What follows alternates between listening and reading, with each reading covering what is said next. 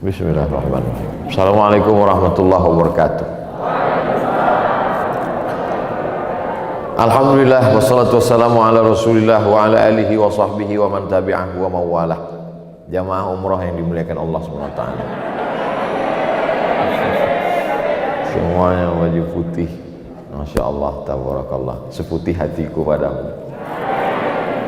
Hari ini kita semuanya berbahagia karena berapa banyak program acara yang tidak bisa terlaksana karena satu dan alasan diantaranya COVID.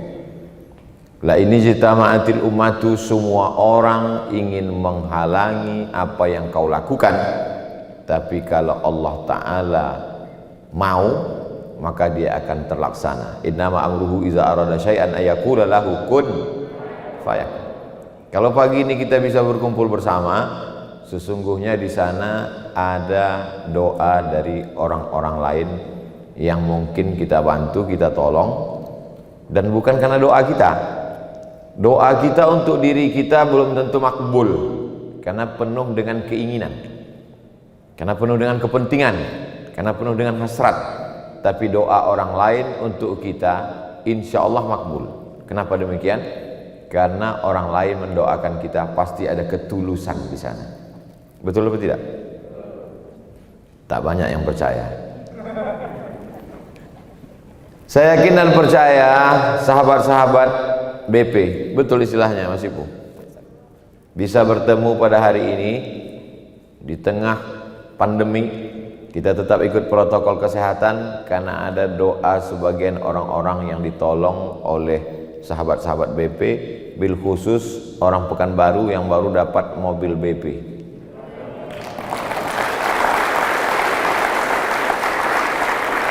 Saya diminta oleh ketua yayasan namanya Ustadz Al-Nobdinar LC, Ustadz besok kita mau bagi-bagi beras pakai mobil baru. Ya, saya datang.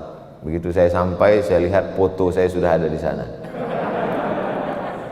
Manfaat mobil itu untuk bawa beras ke desa suku Terasing, lalu kemudian untuk operasional tahfiz Quran.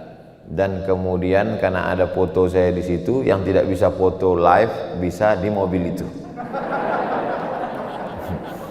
Dan ternyata jurus itu dipakai Mas Ipo di sini. Di depan ada gambar saya, replika, dan saya udah foto di sana. Saya bilang sama Mas Ipo, tolong buat itu agak banyak sedikit. Jadi nanti di masjid-masjid kami tinggalkan juga. Tapi saya tidak ada niatan untuk meninggalkan itu di rumah pengganti saya. Hari ini ada orang yang paling sangat beruntung, yaitu orang Mas Ipunya beruntung atau ibunya beruntung, dua-dua beruntung. Ibu beliau. Ibu adalah orang yang luar biasa. Kita menjadi ada di dunia ini karena dia. Maka yang punya ibu beruntung sekali. Yang tidak punya ibu, maka dia bersedekah. Maka pahala sedekahnya sampai. Hari ini hari Jumat, hari yang barokah. Keluarga saya juga hadir. Istri saya, kakak ipar saya, Ustadz Ardi, sahabat saya, keluarga saya. Semua keluarga besar BP adalah keluarga yang bersama dalam ta'awun, tolong menolong dalam kebaikan. Kalau berkeluarga karena kepentingan selesai, keluarga kita pun habis. Tapi kalau kita berkeluarga karena tolong menolong, maka sampai ke surga pun kita akan tetap bersama. Berkeluarga di dunia, berkeluarga juga kita di surga insya Allah. Dan ternyata masuk surga itu tidak sendiri-sendiri, berkelompok. Wasiqal ladzina taqaw rabbahum ilal jannati zumara. Zumara artinya bergrup-grup, kelompok-kelompok. Dan insya Allah yang dipanggil nanti salah satunya grup BP masuk juga. Yang nggak bilang amin dipanggil juga. Saya tidak ada angin, tidak ada hujan, tiba-tiba kenal dengan Mas Ipo sudah lama. Tempat saya ceramah namanya Masjid Akramun Nas Unri, Universitas Riau. Di depan Unri itu ada rumah salah satu tokoh masyarakat Riau, umurnya 80 sekian tahun. Dia beli satu buku Dan buku itu dia bagi-bagikan ke kawan-kawan saya, ke ustadz, ke dosen. Karena saya tidak datang ketika itu, buku itu dikirim ke saya. Sampulnya gambar Mas Ipu. Apa judulnya itu Mas Ipu? 7 keajaiban zikir. Kata dia, Ustadz Somad, iya Pak Haji, ini orang Pekanbaru. Langsung saya cari Ipu Santosa google.com, tempat tanggal lahir Pekanbaru, lahir 77, sama sama saya. Mana tahu ada yang bilang saya lebih tua, itu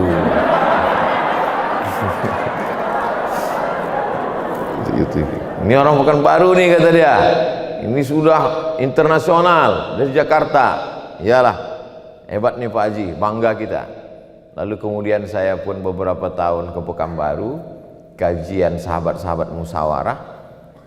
Pas saya sedang ngisi tausiah, saya lihat ada yang disampul buku itu. Ini yang dikasih. Cuman saya bilang, Bapak yang disampul buku? Enggak, tentu saya jaga image kan. Nah, saya pura-pura nggak tahu aja. Nah, habis itu datang beliau, kami pun akrab segala macam. Habis itu satu hari beliau bawalah botol-botol kecil. Kasih. Apa namanya ini Mas Ipo? Ini namanya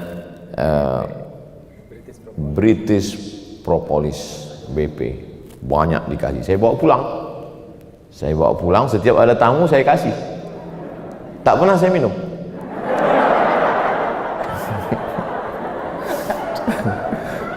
Lalu kemudian tiba-tiba maaf, beribu maaf, buang air kecil saya keruh, warnanya hampir macam warna teh tarik.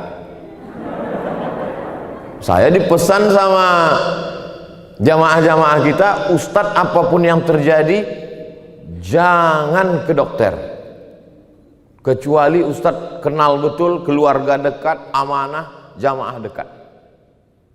Iyalah saya bilang. Jadi saya berdoa aja.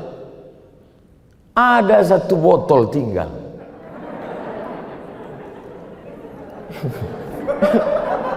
Saya balik-balik, saya lihat, ada satu botol. Ingat saya pesan beliau, teteskan 5 tetes katanya.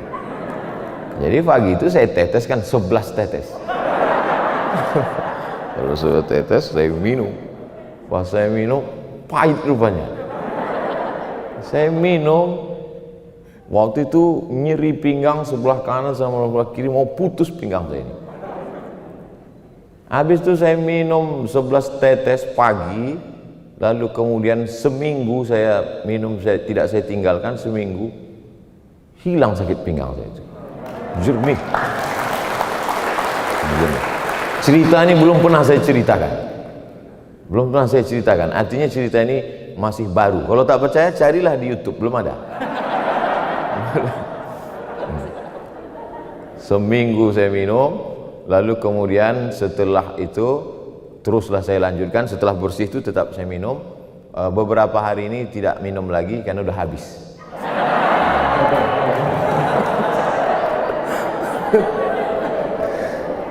Bukan saya tak ada duit, bingung saya di mana mau carinya di Pekanbaru. Tapi insya Allah tabarakallah. Jadi saya sebetulnya datang ini mau minta maaf Mas Ipu bahwa yang banyak itu tak saya minum. Udah sakit baru saya minum. Jadi saya sarankan kepada kita jangan menunggu sakit. Nah, minumlah. Nah, jadi video ini boleh dipotong.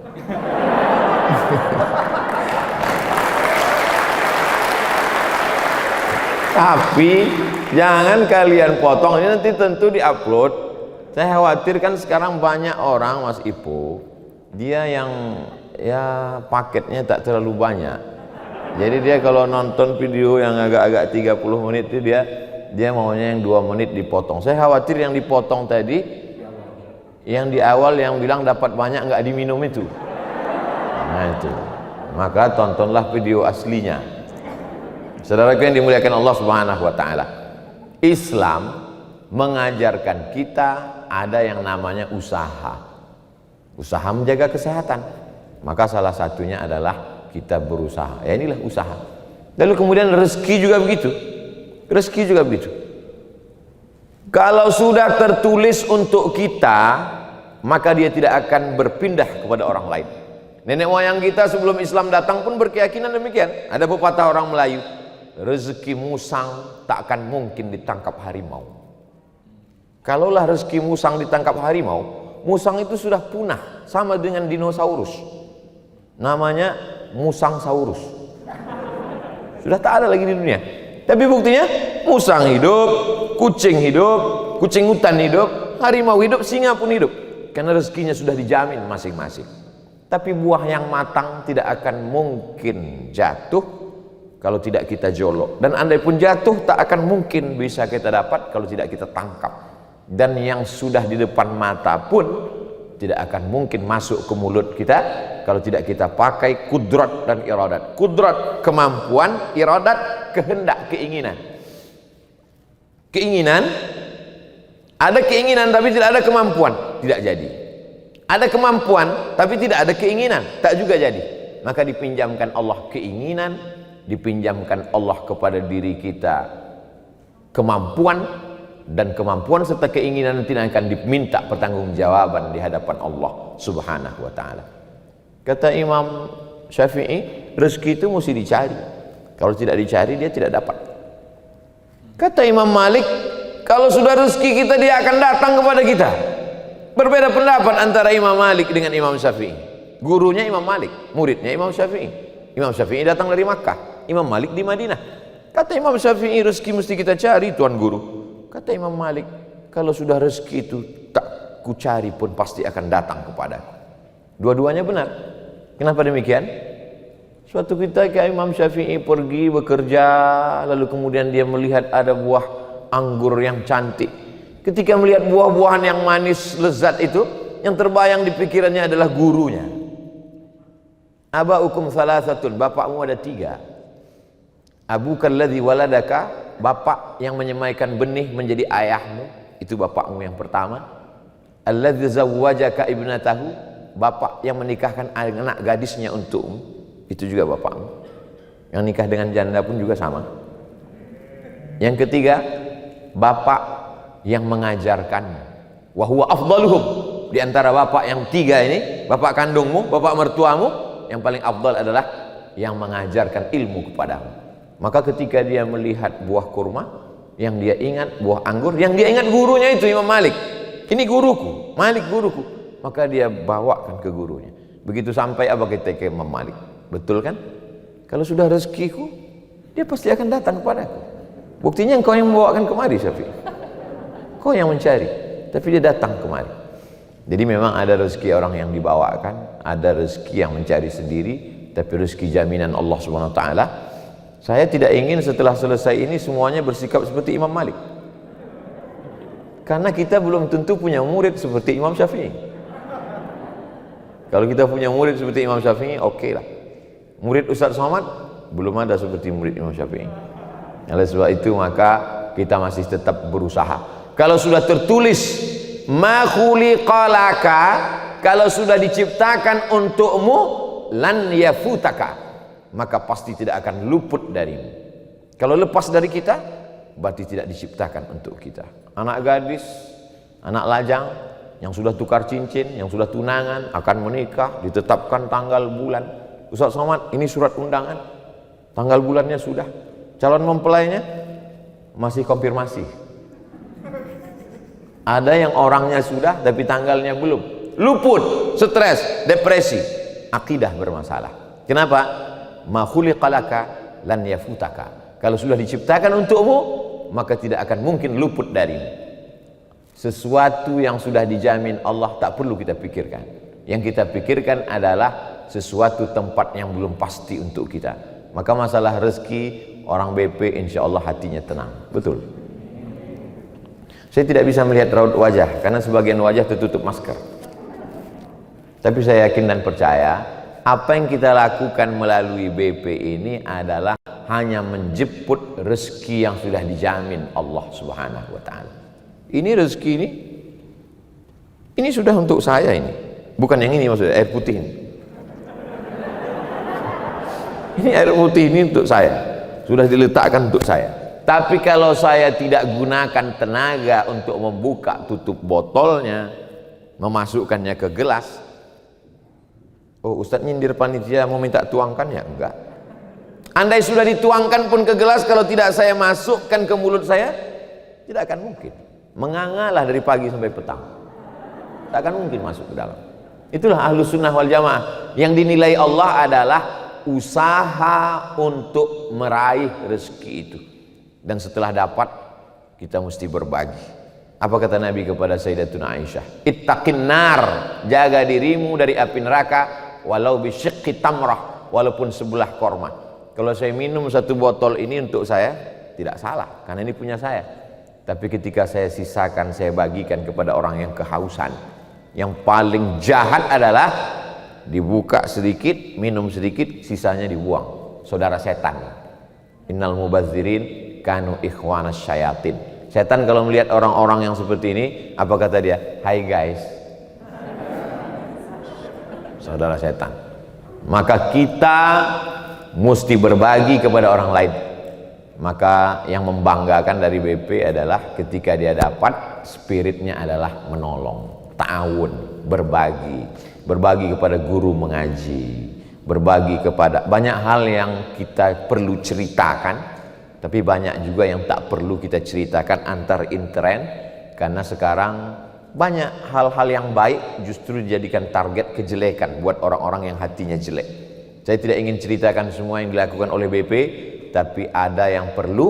Kenapa? Untuk riya, untuk sombong, untuk angkuh, tidak. Wa amma bi ni'mati rabbika fahaddits. Bercerita tentang nikmat. Salah satunya adalah, itulah ide yang kami terima di Pekanbaru beberapa hari yang lalu. Videonya bisa ditonton di channel Tabung Wakaf Umat Official. Subscribe, like, and share. Bukan channel saya. Kalau channel saya, channel Yayasan Tabung Wakaf Umat. Dan hasil dari itu semua untuk fakir miskin, anak yatim, du'afa, programnya 16, dan salah satunya adalah disupport dari BP. Tak ada angin, tak ada hujan, Mas Ipo menelpon, Assalamualaikum. Waalaikumsalam. Ustaz Somad? Ya. Oh, tidak langsung ke saya, melalui orang lain. Ini ada mobil operasional untuk dikasih ke Ustadz Somad. Saya bilang tolong kirim gambarnya dulu. Kirim gambar, saya lihat double cabin. Dalam hati saya, kalau ini aku udah punya. Bagus ini, kami masuk ke suku pedalaman. Masuk hutan, keluar hutan. Ini penting sekali. Karena kita dalam beberapa bulan sekali masuk. Guru mengaji kita kirim, beras kita kirim. Maka ini penting sekali. Man jahaza ghazian faqad ghaza. Siapa yang menyiapkan tombak, baju besi, alat perang, sesungguhnya dia sudah sama seperti orang yang berperang. Jadi orang BP dapat catatan masuk ke suku pedalaman, walaupun dia tidak masuk ke suku pedalaman. Yang masuk itu cukup aku saja. Masuk ke dalam pedalaman itu berat, saudaraku. Biarlah aku aja. Jadi yang dilakukan oleh saudara-saudaraku sekalian, dari seperak, 2 perak, seringgit, 2 ringgit yang kalian kirimkan, itu sudah menjadi amal yang luar biasa. Memang yang ada gambarnya di situ gambar saya. Penyerahannya saya yang nerima, yang membawanya ke dalam saya. Tapi pahalanya boleh jadi pahala saya sudah dihabiskan oleh viewer, subscriber, dan haters. Adapun saudara-saudaraku diam, kalian hanya sembunyi saja di balik layar, kalian diam saja, tapi dalam diam itu kalian terus mentransfer. Maka inilah yang luar biasa. Kalau target hidup cuman kerja, dapat duit, nikah, punya anak, punya rumah, punya mobil, habislah sudah cita-citamu. Apa beda engkau dengan ikan mas koki? Mas koki itu kan itu, pergi sana, pergi sini, makan, pergi sana, pergi sini, makan, pergi sana, pergi sini, makan, mati lampu, mati. Dapat duit, nikah, punya anak, kerja, punya rumah, punya mobil, liburan, selesai hidup. Apa beda kau dengan burung perkutut? Tidak ada cita-citanya ke depan. Maka mesti punya cita-cita yang luar biasa ke depan. Saya tak tahu entah apa sebetulnya cita-cita BP ini. Yang jelas dikirimnya saya gelas, gambar saya. Kirimnya mobil, gambar saya. Dan itu dibuatkan gambar saya di depan. Tapi saya berharap mudah-mudahan kerjasama kita ini dalam amal-amal kebaikan yang lebih besar. Saya mau BP punya sekolah tahfiz Quran gratis. Saya mau ada masjid, selama ini Masjid Al-Ikhlas, Masjid At-Taubat. Kau sholat di mana? Masjid BP. Tidak pakai kubah. Lambangnya apa? Botol.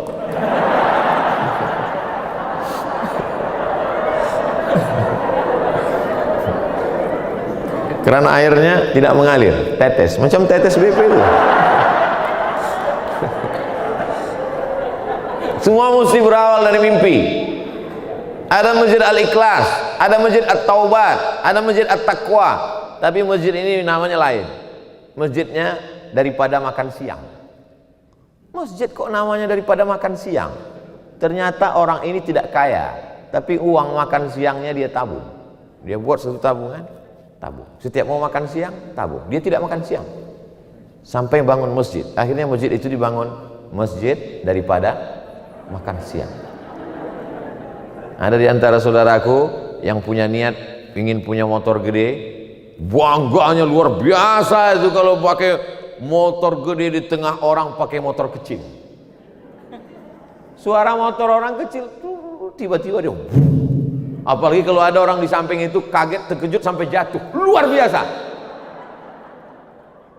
Itu luar biasa. Apalagi kalau ada mak-mak sampai keluar klaksonnya, kan itu bangganya luar biasa. Tapi kemudian dia hilangkan keinginan itu, dia buat masjid. Nama masjidnya apa? Daripada motor gede. Ada masjidnya sudah di Padang, samping pantai, masjid besar. Dijualnya motor gedenya, bangun masjid. Tapi tidak dia buat nama masjid, nama itu.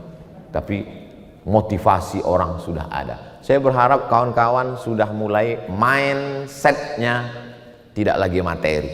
Main otak, settingan otaknya ada target, ada arah ke depan. Itulah yang membuat dia semangat terus. Karena kalau tidak, kalaulah hidup kita ini hanya untuk mencari materi, lalu apa beda kita dengan Qarun? Qarun itu apa kata dia? Kharaja ala qaumihi bizinatihi. Dia kalau keluar menjumpai orang-orang yang ada di sekitarnya, bizinatihi, dengan membawa segala macam perhiasannya.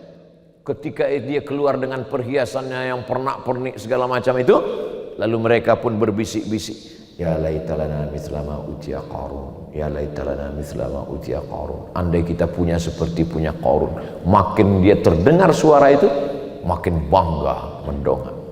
Jadi kalau ada di antara kita yang suka keluar bawa perhiasan dan mendengar orang berbisik, besar sekali rantainya, wow, darah tinggi kuman, wah itu luar biasa. Itu keturunan Qarun itu. Jangan-jangan namanya bin Qarun. Maka ini apa beda kita dengan Qarun? Yang membedakan kita dengan mereka, sama-sama cari uang, sama-sama bisnis, sama-sama berusaha. Yang membedakan adalah targetnya. Target ke depan bangun masjid, amin. TK Quran, amin. SD Quran, amin. SMP Quran, amin. SMA Quran, amin. Mengirim anak-anak ini sekolah ke Turki, ke Mesir, diantar dia ke sana, pulangnya disambut sehingga pendidikan umat terjaga. Jangan seperti Abdul Somad pergi dulu, pulang tak diantar, pergi tak diantar, pulang tak disambut. Tapi bukan berarti saya ustadz hantu. Saya pergi aja sendiri, pulang aja sendiri.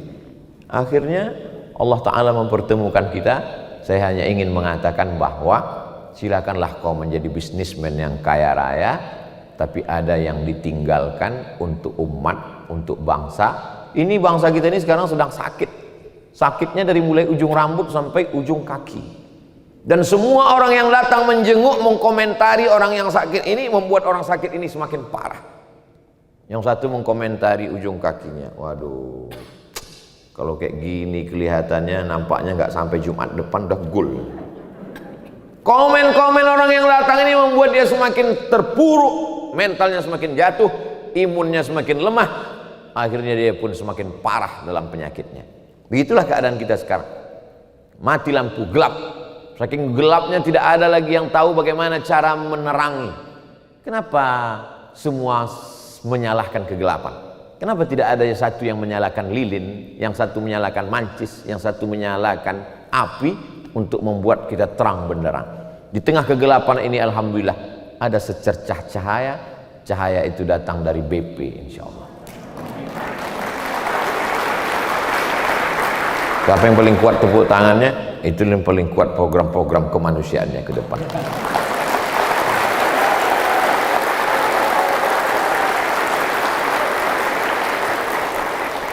Saya masuk hutan keluar hutan ini sudah sejak bertahun-tahun. Lalu kemudian diliput, diceritakan, dibawa. Sampai hari ini anak-anak suku terasing tertinggal, suku anak dalam, suku Sakai, suku Akit, suku Laut. Tapi saya tidak sendirian, berkolaborasi dengan sahabat-sahabat saya. Maka yang mau ikut ke dalam, kita tunggu. Yang sanggup, tapi kalau hanya menjadi beban, tak usah.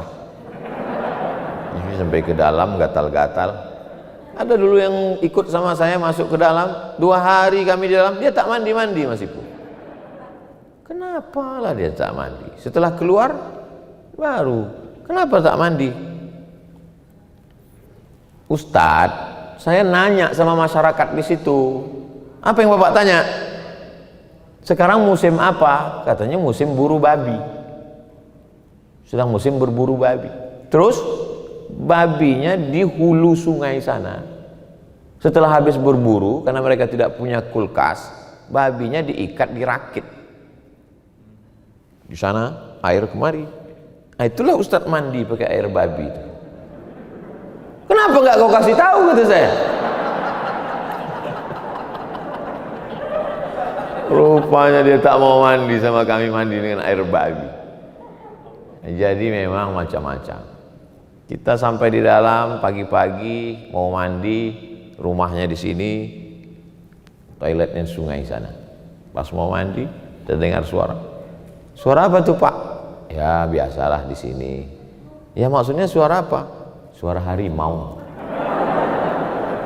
Baru kita tahu rupanya hutan lindung tempat melindungi harimau Sumatera. Alhamdulillah sampai hari ini saya tidak dimakan harimau. Mungkin dia sudah lama mengintai, cuman ditengoknya kurus sekali kata dia. Jadi saudaraku, Ustadz ceritanya tak ada yang enak. Sengaja aku ceritakan tak enak supaya kalian jangan ikut. Kalian tinggal transfer aja.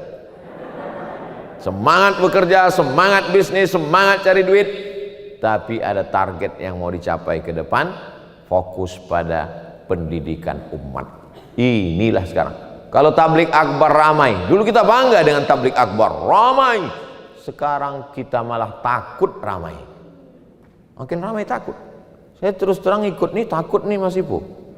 Kalau sempat ramai dipoto bisa kena saya. Tapi ustadz yang lain nggak apa-apa, memang begitu nasib saya.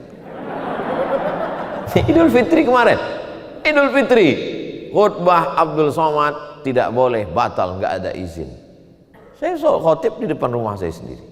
Pas begitu selesai, ternyata masjid lain ada sholatnya. Saya bilang masjid lain kenapa? Masjid lain nggak ada COVID. Khusus di masjid saya itu aja COVID-nya. Nah itu jadi memang COVID ini pun dia lihat-lihat orang juga. Nah itu. Saudara yang dimuliakan Allah Subhanahu wa taala. Sampai jam berapa saya bicara nih Mas Ibu? Hah? Habis bahan saya sudah. Pertama yang ingin saya sampaikan adalah mesti berjamaah. Selalu dipahami berjamaah ini komunitas, majelis taklim, majelis sholawatan. Betul, tapi BP juga dianggap sebagai sebuah jamaah. Kalau sudah berjamaah kita bersaudara. Kalau ada saudara yang sakit, kita tanya. Kalau ada saudara yang kita tanya, itu tanda bersaudara. Saudara diambil dari kata udara. Udara artinya perut. Udara itu perut. Satu. Saudara seperut. Jadi saya dengan Mas Ipu ini satu perut. Perut nenek kami dulu namanya Hawa. Saudara-saudaraku juga berasal dari perut Hawa. Yang tidak dari perut Hawa tolong angkat tangan. Berarti masih saudara Charles Darwin.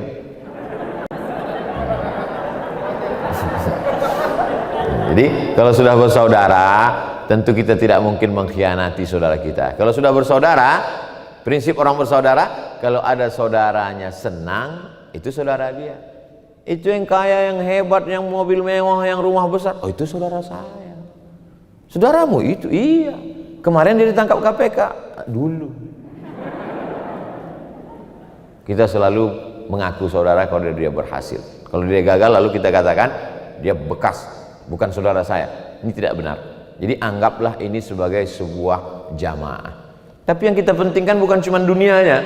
Kita begitu amat sangat perhatian pada kesehatannya.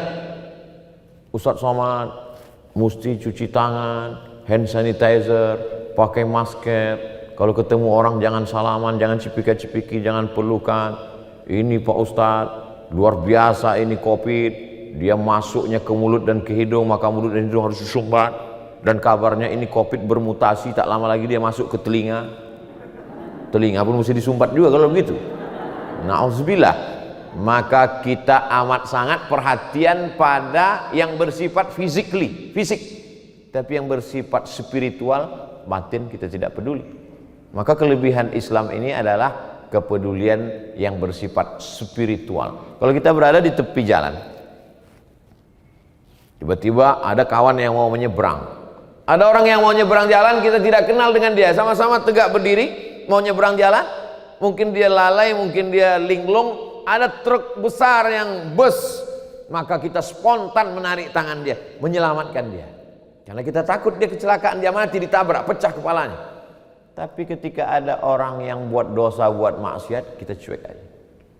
Ah biarlah Pak Ustadz, itu kan privasi dia, ngapain kita urus-urus. Dan orang juga begitu sekarang. Uang-uang saya, yang nyabu saya, yang mabuk saya, yang sakau saya, apa urusan kamu? Memang betul. Tapi kalau tsunami datang, memang yang hancur rumah kau aja. Kalau gempa bumi datang, memang yang terbelah. Wattaqu fattaqu fitnatan la tusibanna alladhina zalamu minkum khassah. Takutlah kamu kepada azab. Kalau dia datang, dia tidak menimpa yang jahat saja, yang baik-baik pun juga kena. Angin puting beliung kalau dia datang, dia berputar, twister, semua dia gulung. Dia tidak akan berhenti. Oh ini rumah Ustadz Somad, cari yang lain lah. Pas dia mau dekat, oh ini BP, yang lain lah. Enggak, semua dia hancur, dia hantam. Maka ini prinsip berjamaah. Prinsip jamaah ini mesti kita jaga. Berjamaah di dunia, bertetangga di surga insya Allah. Saya ingin bertetangga dekat dengan Mas Ipu di surga. Begitu sahabat-sahabat BP ini masuk ke dalam surga, heran mereka. Pas masuk surga, ditengoknya, mana Ustadz Somad yang dulu ngajak-ngajak ke surga? Kok dia nggak ada? Tanya sama malaikat, malaikat Ustadz Somad di mana? Kata malaikat, dia di VVIP. Amin kanlah. Itu maksud saya ceritanya. Begitu cara mengaminkan. Itu namanya trik amin. Dan itu dilakukan sahabat Nabi. Ketika Nabi datang bertamu ke rumah seorang sahabat, Assalamualaikum. Dia diam. Assalamualaikum. Dia diam. Assalamualaikum. Salam itu cuma 3 kali. Idza sta'zana ahadukum salasan, kalau kamu mengucapkan salam 3 kali, falam yu'zan, tidak diizinkan masuk, falyarji, pulanglah. Salam 3 kali tidak diizinkan, salam 3 kali tidak dibukakan pintu, pulanglah. Setelah 3 kali baru dia jawab dari dalam, Waalaikumsalam. Dibukakan pintu, kata Nabi, berarti dari tadi kamu ada di balik pintu nih. Iya ya Rasulullah. Kenapa kau tidak bukakan langsung? Aku mau dapat salam 3 kali, mau dapat doa dari Nabi 3 kali. Tolong ini jangan diamalkan. Nanti saya datang, Assalamualaikum. Begitu cara mereka untuk dapat tiga kali. Assalamualaikum warahmatullahi wabarakatuh. Selamat untukmu, selamat hartamu, selamat bisnismu, selamat duniamu, selamat akhiratmu. Warahmatullah, Allah mencurahkan rahmat untukmu. Wabarakatuh, berkah rezekimu, berkah anakmu, berkah keluargamu, berkah negerimu, berkah hidupmu, berkah matimu. 3 dalam satu hembusan nafas, 3 kali double dia dapatkan dan tak dapat pada orang lain. Tapi cara itu tidak semua sahabat Nabi melakukan itu. Itu dia lakukan. Maka kita juga berjamaah ini ada satu hal yang kita lakukan, bagaimana kita mendapatkan barokah. Kata Nabi, yadullah ma'al jamaah, pertolongan Allah itu akan turun bersama jamaah. Sulit untuk istiqamah kalau tidak berjamaah. Wa minal isnaini ab'adu, kalau kamu berdua setan mulai menjauh. Yadullah ma'al jamaah, pertolongan Allah akan turun ma'al jamaah. Alaikum bil jamaah iyyakum wal furqah, hendaklah kamu berjamaah, jangan sampai kamu memisahkan diri dari jamaah. Segerombolan kambing menyeberang sungai, tapi kemudian ada satu kambing yang memisahkan diri dari jamaah, mengendap-endap pergi ke tepian sungai untuk minum seteguk 2 teguk. Disitulah dia akan ditangkap predator. Kata Nabi, al-ghanam al-qasiyah, kambing yang memisahkan diri dari jamaah, itulah yang akan diterkam oleh singa, diterkam oleh hiena, diterkam oleh predator, diterkam oleh macan tutul, diterkam oleh buaya. Ustaz dapat cerita ini dari mana? Nonton Flora dan Fauna. Tonton binatang-binatang yang di televisi itu, kita mengambil pelajaran. Man salaka tariqan, siapa yang melewati suatu jalan, yaltamisu fihi ilman, di jalan itu dia dapat ilmu, sahalallahu lahu bihi tariqan ilal jannah. Alam terkembang menjadi guru, begitu kata orang Minangkabau. Berguru tidak hanya kepada buya, kiai, alim ulama, alam terkembang menjadi guru. Segerombolan bison, kambing, kerbau, hutan akan diterkam oleh serigala. Maka jangan memisahkan diri dari jamaah. Hidup kita ini 3. Pertama, hidup di tempat tinggal. Yang kedua, hidup di tempat bekerja. Yang ketiga, hidup di alam maya. Ketiga-tiganya kita mesti punya jamaah. Hidup di tempat bekerja yang sahabat-sahabat kita ini mengingatkan tentang hablum minallah, hablum minannas. Hidup di tempat di lingkungan yang dekat dengan masjid, surau, langgar, musola, pengajian, yang mengingatkan kita bahwa mati itu dekat. Hidup di alam maya, grup WhatsApp, Instagram, FB. Kalau kira-kira IG itu update statusnya selalu tentang ayat Allah, tentang hadis, tentang ceramah, follow. Di antaranya Ustadz Abdul Somad Official. Kalau kira-kira grup WhatsApp itu postingannya mengingatkan kita tentang hamba Allah, mengingatkan tentang Allah, terus berada di dalam. Tapi kalau grup IG itu hanya cucian lama belum kering, CLBK, grup SD, grup SMP, grup SMA, hanya sekedar nauzubillah orang berselingkuh gara-gara itu, maka apa boleh buat, saatnya engkau menyelamatkan diri, karena kalau kau mati mereka pun tak mau menyelamatkan. Kawan-kawanmu satu SD, satu SMP, satu SMA, satu TK, paguyuban satu kampung, alma mater itu hanya mau mengantarmu sampai ke liang lahat. Dulu kalau orang mati diantar sampai ke liang lahat. Sekarang hanya dibuatnya di wallmu, innalillah wa inna ilaihi raji'un. Sudah banyak contoh kasus. Oleh sebab itu maka jaga jamaah. Yang kedua, setelah kita berjamaah akan menjadi istiqomah. Setelah istiqomah barulah dia husnul khotimah. 3 sepaket.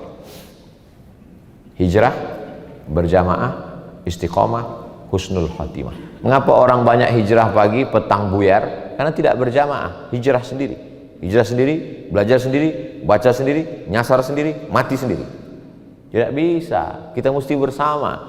Kebersamaan kita bukan hanya di sini, sampai mati pun kita tetap bersama. Kalau Abdul Somad mati, saya yakin dan percaya sahabat-sahabat BP paling tidak mengirimkan Al-Fatihah, Yasin, Qul Huwallah. Yang tidak mau kirimkan ayat Quran, Allahumma firlahu warhamhu wa'afihi wa'afu anhu. Betul. Cuman 2 orang yang mau ngirim. Ini semua kebersamaan bukan cuma di sini. Kebersamaan bukan cuma dalam bisnis. Kebersamaan sampai ke liang lahat, kebersamaan sampai ke surga, Ya Rasulullah, ya Allah, ya, aku masuk ke dalam surga, tapi orang yang bersama denganku dulu, satu majelis ilmu denganku, satu sholat denganku, sama-sama berbuka puasa denganku, tidak ada di dalam surga. Apa kata Allah Ta'ala? Cari dia ke dalam neraka. Maka orang ini pun pergi masuk ke dalam neraka, mencari orang yang imannya sebesar biji sawi. Selalu ustadz-ustadz mengumpamakan benda kecil sebesar biji sawi. Sementara ini orang nggak pernah melihat pohon sawi. Sebesar apa sih? Mohon maaf, tai coro, kecoa. Sebesar itu imannya ada.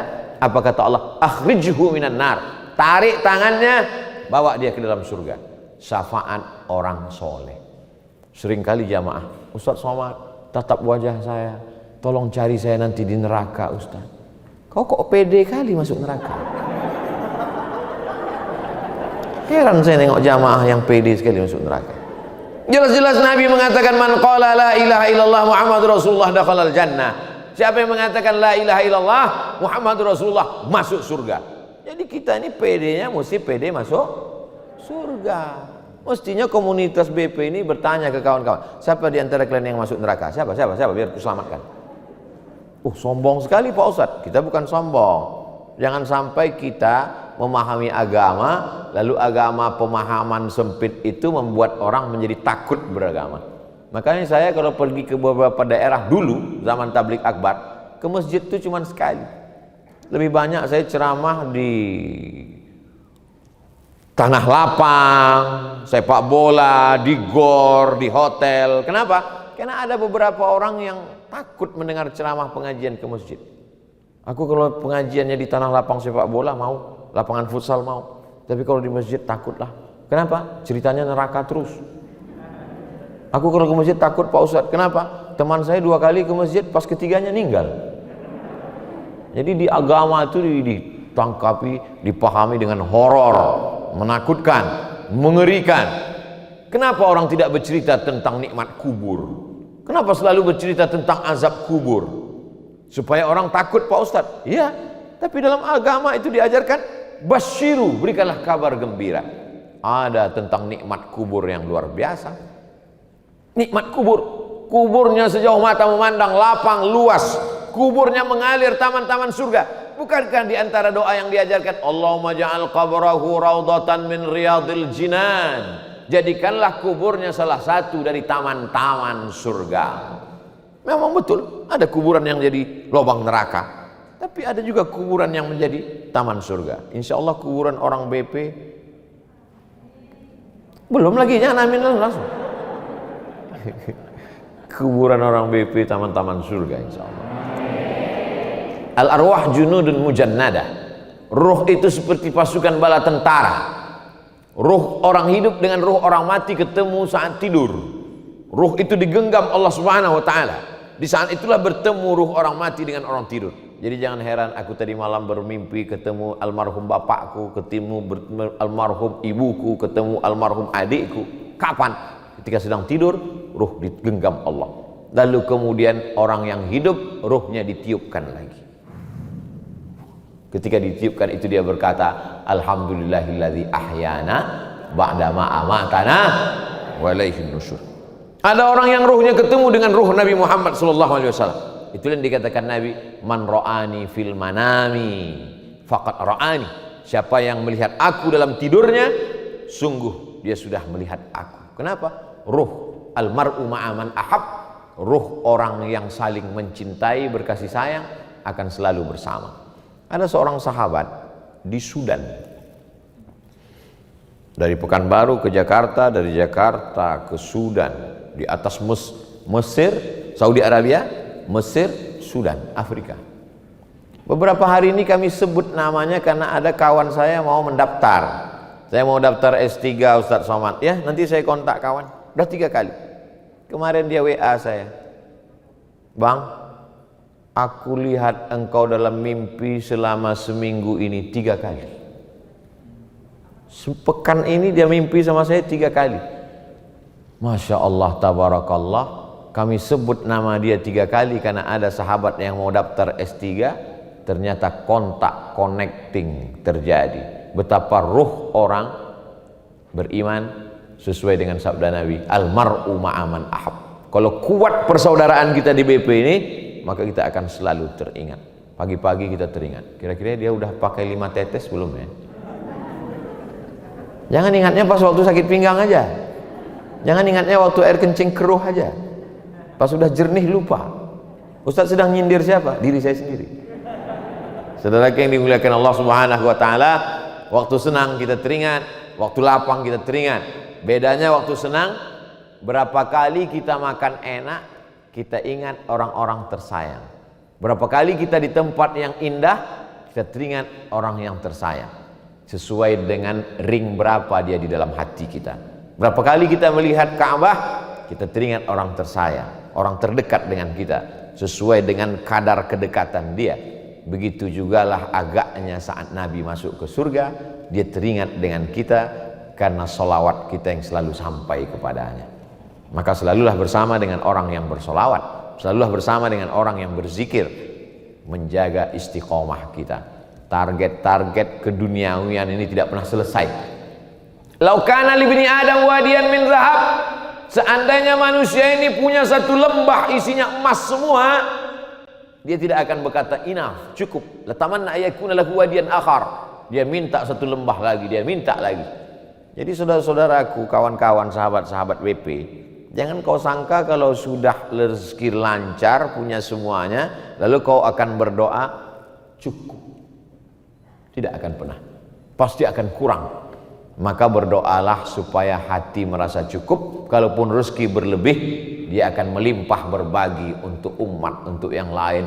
Ada saja momen-momen. Kemarin momen berbagi untuk program buka bersama sudah selesai. Program halal bihalal sudah selesai. Sekarang menanti program kurban. Saya sampaikan ke masyarakat perkotaan, komplek, klaster, jangan lagi kurban banyak-banyak di komplek Bapak Ibu. Sudah banyak yang tidak bisa makan kambing. Jamaahnya ngaku sendiri ke saya, Pak Ustadz, jangankan makan daging kambing, baru ngeliat kambing udah kumat darah tinggi saya. Gak bisa lagi dia. Potong aja di situ agak 1 ekor, potong, makan, barbeque, goreng, panggang, sate, makan bersama. Udah selesai. Ini ada umat Islam ini kalau sudah hari raya kurban sampai dipotong penuh, datang ke masjid, pengurus masjid, ya ini uang 2,5 juta, saya 1 ekor kambing, tolong nanti antarkan ke rumah, kakinya, pahanya, kepalanya, ekornya, dagingnya. Lalu yang untuk fakir miskin mana? Saya kalau jadi panitia kurban, saya ketua masjid, kalau ada masyarakat jamaah yang model begini, Ustadz tolong ini 1 ekor kambing, kakinya, ekornya, kepalanya, badannya, jantungnya, antarkan ke rumah, kau bawa aja kambing ini, kau potong sendiri, kau makan sendiri, kau mati sendiri. Berkurban itu bukan untuk kita. Yang paling bagus itu adalah akala min kabidi udhiyatih, itu yang paling afdal. Makan dagingnya 1 suap, luqmah, pulang, potong, ambil hatinya, cuci bersih, jangan sampai ada berdarah, najis, kasih jeruk, lalu kemudian garam, panggang. Itulah makanan pertama, karena dari sholat subuh tadi tidak ada makan apa-apa, supaya lengkap puasanya 10 hari, lalu kemudian setelah itu dia makan, sisanya bagikan semua. Makanya bangga sekali kita, jamaah rupanya menyerap ceramah Ustadz Somad, maka sudah banyak jamaah yang tidak lagi mau menerima kupon. Ketika datang panitia mau ngasih, Assalamualaikum Pak Haji, Waalaikumsalam, ini ada kupon untuk kurban. Kupon jangan lagi kau antar, udah kata Ustadz Somad tak perlu kupon, dagingnya aja kau antar ke rumah. Jangan lagi, bagikan aja semuanya. Jangan lagi, bagikan aja semuanya. Ini semuanya dimasukkan ke freezer, sampai kulkas itu seminggu nggak bisa ditutup. Mau ditutup, nendang kaki sapi. Masya Allah, tabarakallah. Bagi yang sudah nyetor bayar untuk kurban, alhamdulillah. Bagi yang belum, transfer ke suku pedalaman, suku terasing, fakir miskin, anak yatim. Kalau daging itu nyaman lewat di tenggorokan kita, begitu jugalah rasanya nyaman lewat di tenggorokan mereka. Berbagi di Ramadan hanya buka puasa, nasi sebungkus 2 bungkus. Ini mulai kadarnya agak ditingkatkan. Berbagi halal bihalal hari raya hanya sekedar baju 1 pasang 2 pasang, baju koko, topi, peci, celana, mukena. sekarang kadarnya lebih tinggi, berbagi kurban. Anak-anak SD pun sekarang dibiasakan untuk berkurban. Ustadz, anak saya di SD satu kelas 20 orang berkurban. Mana ada kurban 20 orang? Kurban paling banyak 7 orang.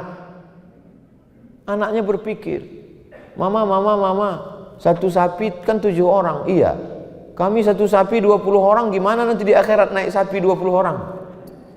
Bukan masalah naik sapi. Ini masalah syariat Islam mengajarkan paling banyak hanya 7.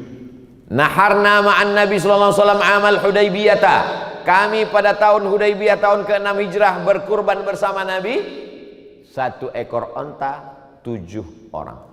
Adapun sekolah-sekolah mungkin anak ibu yang disuruh iuran wali kelasnya 1 orang 100.000, di situ ada 25 orang lalu terkumpul 2,5 juta, dibelikan ke 1 ekor kambing, maka sesungguhnya itu mendidik anak-anak untuk nyumbang, tapi syariatnya 1 kambing 1 orang.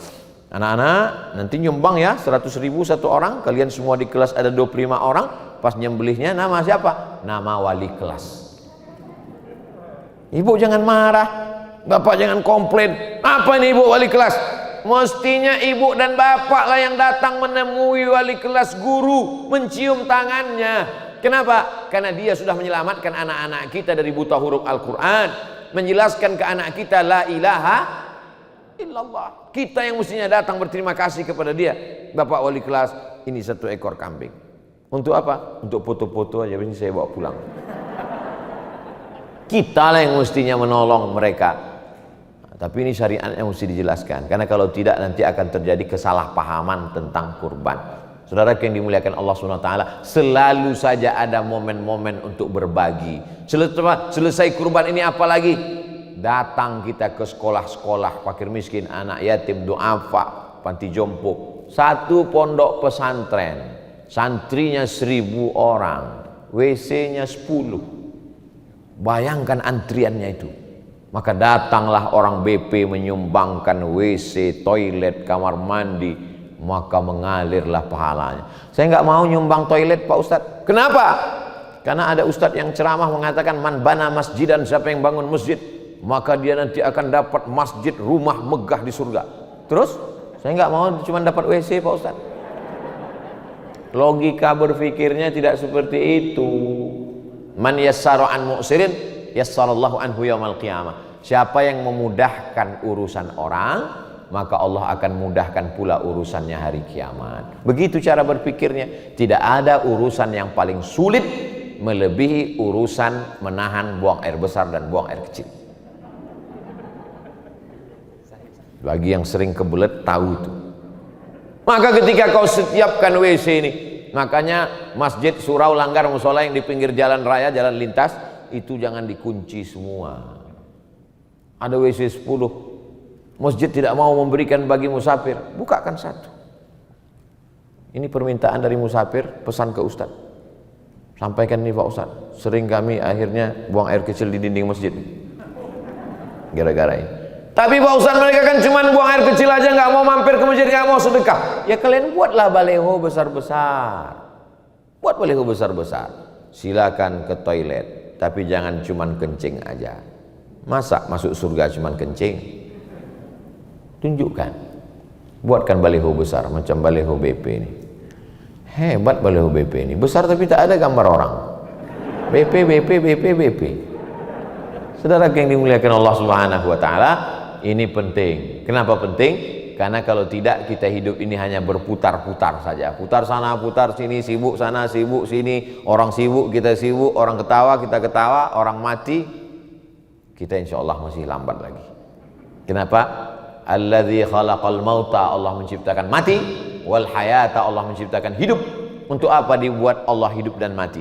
Saya merenung, pejamkan mata sejenak, terbayang kawan saya meninggal, guru saya meninggal, sahabat saya dalam dakwah meninggal, lebih muda dari saya, lebih sehat dari saya. Kenapa saya sampai hari ini masih hidup? Jawabannya Allah kasih, liyabluwakum ayyukum ahsanu amala. Allah menguji siapa yang paling baik amalnya. Ini banyak orang kepedean luar biasa. Kawan ente meninggal, ente kok masih hidup? 4 sehat 5 sempurna. Kok masih hidup? Rajin olahraga. Berapa banyak orang habis jogging mati. Jadi kenapa kita masih hidup? Karena kita masih disuruh Allah beramal amal soleh. Melalui BP, insya Allah BP menjadi wasilah amal soleh kita, insya Allah. Amin ya rabbal alamin. Saya kira itu yang dapat saya sampaikan, Mas Ipo.